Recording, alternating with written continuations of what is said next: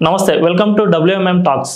తాజాగా చిలుకూరు బాలాజీ ఆలయ ప్రధాన అర్చకులు రంగరాజన్పై దాడి జరిగింది. కొంతమంది దుండగులు దాదాపు 25 మందికి పైగా దుండగులు రామరాజ్యం అనే సంస్థను ఏర్పాటు చేసుకుని ఈ సంస్థ పేరిట ఆలయ ప్రధాన అర్చకుల్ని కలవడానికని వారి ఇంటికి వెళ్ళారు. వారి ఇంటికి వెళ్ళి తమ సంస్థ గురించి ఆయనకు వివరిస్తుండగానే ఆయనపై దాడికి పాల్పడ్డారు.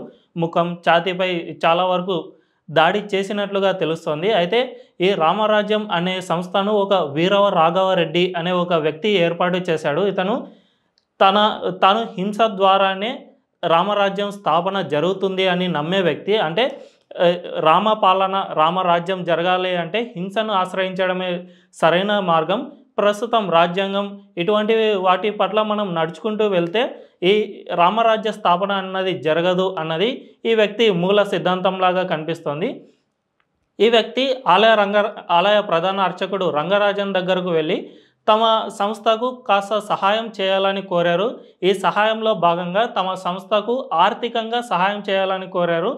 దీంతోపాటు రామరాజ్యం స్థాపనకు ఆలయానికి వచ్చే వ్యక్తులు గోత్రాలు ఇవన్నీ తెలుసుకుని అందులో ఎవరైతే క్షత్రియులు ఉంటారో ఆ క్షత్రియులను గుర్తించి తమ సంస్థకు కేటాయించాలని, అంటే వారిని తమ సంస్థలో చేరేలాగా ఉసిగొల్పాలని, తద్వారా తాము రామరాజ్యం స్థాపన చేస్తాము అని చెప్పినట్లుగా తెలుస్తుంది. అయితే వీరిద్దరి మధ్యన జరిగిన మాటల్లో ఈ సంస్థ అనేది ఒక బోగస్ అని రంగరాజన్ గారు గుర్తించారు. ఈ సంస్థ వల్ల ఎటువంటి ప్రయోజనం జరగకపోవడమే కాకుండా ఇది హిందూ ధర్మానికి నష్టం చేకూరుస్తుంది అని ఆయన స్పష్టంగా గ్రహించారు. ఎందుకంటే ఆలయ ప్రధాన అర్చకులు రంగరాజన్ గారికి అన్ని అంశాలపై చాలా అవగాహన ఉంది. ఆయన ఎంతో కాలంగా హిందూ ధర్మం కోసం పోరాడుతూ ఉన్నారు. దేవాలయాల కోసం సుప్రీంకోర్టుల దాకా వెళ్ళి కేసులు వేసి ఎన్నోసార్లు పోరాటాలు చేస్తూనే వచ్చారు. కాబట్టి అతనికి ఎటువంటి సంస్థల పట్ల కనీస అవగాహన అయితే ఉంది. సో వీరు చెప్పిన మాటల ప్రకారం ఈ సంస్థ ఎటువంటి లాభం చేకూర్చకపోగా హిందూ ధర్మానికి నష్టమే చేకూరుస్తుంది అని ఆయన భావించారు. దీనివల్లే తాను ఈ సంస్థకు ఎటువంటి సహాయం చేయబోనని, ముఖ్యంగా రామరాజ్యం స్థాపన పేరిట మీరు ఎంచుకున్న లక్ష్యాలు సరైనవి కావు అని, దీన్ని మనం సుప్రీంకోర్టు ద్వారానే, అంటే కోర్టులు రాజ్యాంగబద్ధంగా వెళ్తే తప్ప హిందూ ధర్మ స్థాపన అనేది జరగదు అని రంగరాజన్ గారు చెప్పారు. దీంతో వీరంతా ఆగ్రహానికి గురయ్యారు. అంటే తాము అడిగిన ఆర్థిక సహాయం చేయకపోవడం వల్ల వీరంతా ఆగ్రహానికి గురయ్యారు. రంగరాజన్ గారిపై దాడికి పాల్పడ్డారు.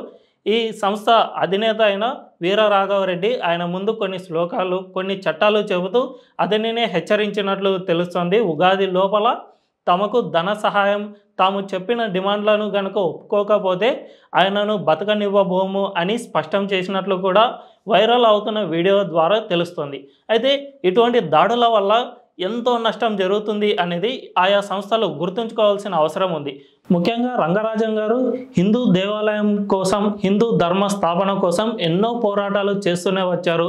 మరి అందులో భాగంగా తన దేవాలయంలోని హుండీనే తొలగించారు. అది ఎందుకంటే ప్రభుత్వాల చర్యల్లో ఇప్పుడు మన దేవాలయాలన్నీ ఉన్నాయి కాబట్టి ఈ దేవాలయాలు విముక్తి జరగాలంటే ప్రభుత్వాలకు దేవాలయాల నుంచి అందుతున్న డబ్బు అందకుండా చేస్తే తప్ప ఈ దేవాలయాల విముక్తి సాధ్యం కాదు అని ఆయన గుర్తించారు. ఎందుకంటే ఇప్పటి వరకు మన ప్రభుత్వాలు ఎండోమెంట్ యాక్ట్ కింద ఉన్న దేవాలయాలన్నీ ఎక్కువగా ఆదాయం వచ్చే దేవాలయాలే ఉన్నాయి. ఎక్కడో గ్రామాల్లో, మారుమూల గ్రామాల్లో ఉంటున్న చిన్నపాటి ఆలయాలను ప్రభుత్వం ఏమాత్రము స్వాధీనం చేసుకోదు. ఎందుకంటే వాటి నుంచి ఎటువంటి ఆదాయం రాకపోవడంతో వాటిని అలాగే వదిలేస్తుంది.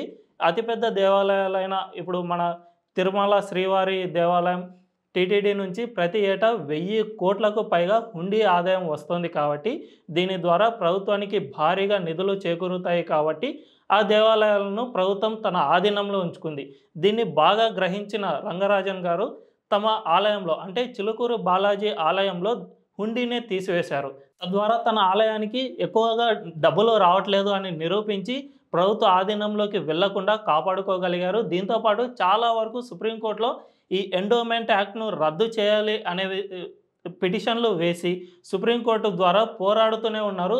అది కూడా న్యాయబద్ధంగా, ధర్మబద్ధంగానే రంగరాజన్ గారు పోరాడుతున్నారు. అంతేకాకుండా గతంలో ఆయన రాసిన ఒక ఆర్టికల్ను మనం ఒక్కసారి గమనిస్తే, మనం చట్టాల ద్వారానే ఏ విధంగా హిందూ ధర్మాన్ని నిలబెట్టుకోవాలి అనే ఆర్టికల్ను కూడా రాశారు. దీన్ని బట్టే ఆయనకు రాజ్యాంగంపై ఎంత గౌరవం ఉందో అర్థం చేసుకోవచ్చు. సో ఈ విధంగా ఎన్నో పోరాటాలు చేస్తున్న రంగరాజన్ గారిపై జరిపిన దాడి వల్ల చివరికి హిందూ ధర్మానికే నష్టం జరుగుతుంది అని ఆయా సంస్థలు గుర్తించాల్సిన అవసరం ఎంతైనా ఉంది. ఎందుకంటే ప్రస్తుతం మన ఎండోమెంట్ యాక్ట్ అనేది ప్రభుత్వాల చెర నుంచి మెల్లిమెల్లిగా బయటికి వచ్చే అవకాశాలు చాలా త్వరలోనే ఉన్నాయి. ఎందుకంటే చాలామంది హిందువుల్లో దీనిపై ఇప్పటికే ఒక అవగాహన వచ్చేసింది. మన దేవాలయాలను ప్రభుత్వం దోచుకుంటుంది అనే అవగాహన చాలామందిలో ఉంది. కాబట్టి మరికొద్ది ఏళ్లలో అంటే ఒక 5-10 ఏళ్లలో ఈ ఎండోమెంట్ యాక్ట్ అనేది రద్దయ్యే అవకాశం ఉంది. అటువంటి సమయంలో ఇటువంటి వ్యక్తులు హిందూ ధర్మం కోసం పోరాడటం చాలా కీలకమైన అంశం. ఎందుకంటే ప్రభుత్వాలు ఏదైనా ఒక చర్యను తీసుకునేటప్పుడు ఆయా రంగాల్లో నిష్ణాతులైన వారిని సంప్రదించి వారి అభిప్రాయాలను కోరుతుంది. అటువంటి అభిప్రాయాలు కోరేటప్పుడు రంగరాజన్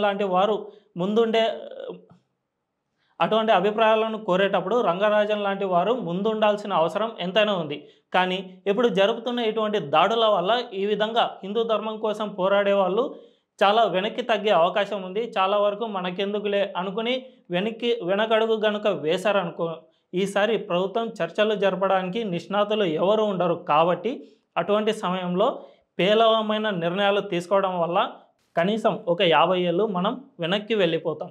కాబట్టి ఇటువంటి వారిపై జరిగిన దాడులను యావత్ హిందూ సమాజం ఖండించాల్సిందే. వీరి వెనుక మనం అండగా ఉన్నప్పుడే మన హిందూ ధర్మం రక్షించబడుతుంది.